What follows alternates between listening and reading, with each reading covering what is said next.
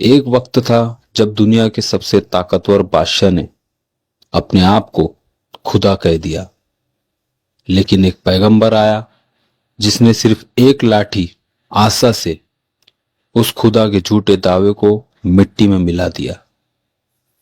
یہ ہے حضرت موسیٰ علیہ السلام اور فرعون کا واقعہ۔ فرعون مصر کا، ایجپٹ کا بادشاہ تھا۔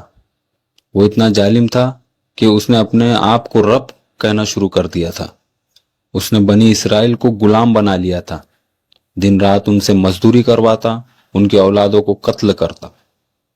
پھر اللہ نے حضرت موسیٰ علیہ السلام کو پیغمبری عطا کی۔ اللہ نے کہا، جا موسیٰ، جا اور کہہ فرعون سے کہ وہ میرے بندوں کو آزاد کرے۔ موسیٰ علیہ السلام اپنے بھائی ہارون کے ساتھ فرعون کے محل گئے اور کہا، میں اللہ کا رسول ہوں، بنی اسرائیل کو رہا کرو۔ فرعون ہنس پڑا اور کہا، تیرے جیسا آدمی مجھے نصیحت کرے گا؟ کیا تیرے پاس کوئی دلیل ہے؟ تب موسیٰ علیہ السلام نے اپنا عصا، لاٹھی کو زمین پر پھینکا، وہ ایک بڑا سانپ بن گیا۔ پھر انہوں نے اپنا ہاتھ جیب سے نکالا تو وہ چمک رہا تھا، نور سے بھرپور۔ فرعون گھبرا گیا، مگر اپنی فوج کے جادوگروں کو بلوا کر کہا، ان دونوں سے بڑا جادو تم کو دکھانا ہوگا۔ تو وہاں کے پورے جادوگروں نے پوروں نے سانپ بنا دیے، لیکن حضرت موسیٰ علیہ السلام کے سانپ نے وہاں کے پورے جادوگروں کے سانپ کو نگل گیا۔ تو وہاں کے پورے جادوگروں نے یہ دیکھ کے سجدے میں گر گئے اور موسیٰ علیہ السلام سے کہے، ہم موسیٰ اور ہارون کے رب پر ایمان لاتے ہیں۔ فرعون غصے سے پاگل ہو گیا، میں تم سب کے ہاتھ اور پیر کاٹ دوں گا، سولی پر چڑھا دوں گا۔ مگر لوگوں نے ایمان نہ چھوڑا۔ پھر اللہ نے فرعون اور اس کی قوم پر عذاب بھیجنا شروع کیا۔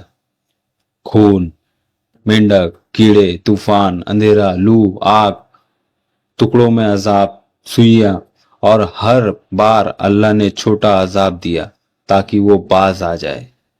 مگر فرعون کا تکبر کم نہ ہوا۔ پھر اللہ کا حکم آیا، اے موسیٰ، اپنی قوم کو لے کر نکل جا۔ پھر موسیٰ علیہ السلام رات کے وقت بنی اسرائیل کو چپ چاپ سے لے کر نکل گئے۔ پھر فرعون کو خبر ملتے ہی فرعون اپنے لشکر کے ساتھ پیچھا کرنا شروع کر دیا۔ پھر ایک سمندر آیا، آگے سمندر تھا، پیچھے فرعون کا لشکر۔ لوگ ڈر گئے، ہم تو پھنس گئے۔ موسیٰ علیہ السلام نے کہا، نہیں، میرا رب میرے ساتھ ہے، وہ راستہ نکالے گا۔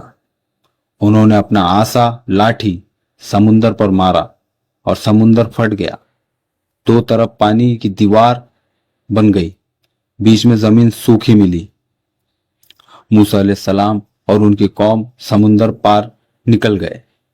فرعون نے بھی وہی راستے میں گھسنے کی ہمت کی، مگر جیسے ہی اس کی فوج بیچ میں گھسی تو دونوں سمندر واپس سے مل گئے اور فرعون کی پوری فوج تباہ ہو گئی۔ ڈوبتے وقت فرعون نے کہا، میں ایمان لاتا ہوں، لیکن اللہ نے جواب دیا، اب جبکہ تو پہلے انکار کرتا رہا، آج ہم تیرے جسم کو بچا رہے ہیں تاکہ تو لوگوں کے لیے نشانی بن جائے۔ آج بھی فرعون کا جسم مصر کے میوزیم میں موجود ہے، سبب کے طور پر۔ دوستو، یہ واقعہ صرف ایک تاریخی واقعہ نہیں ہے، یہ ہمیں سبق دیتی ہے، ظلم جتنا بھی طاقتور ہو، اللہ کے حکم کے آگے کچھ نہیں۔ تکبر کا انجام تباہی ہے، صبر، توکل اور سچائی ہی اصلی جیت ہے۔ اگر آپ کو یہ واقعہ پسند آئے تو لائک کریں، شیئر کریں اور اسلامک ویڈیو کے لیے چینل کو سبسکرائب کریں۔ شکریہ۔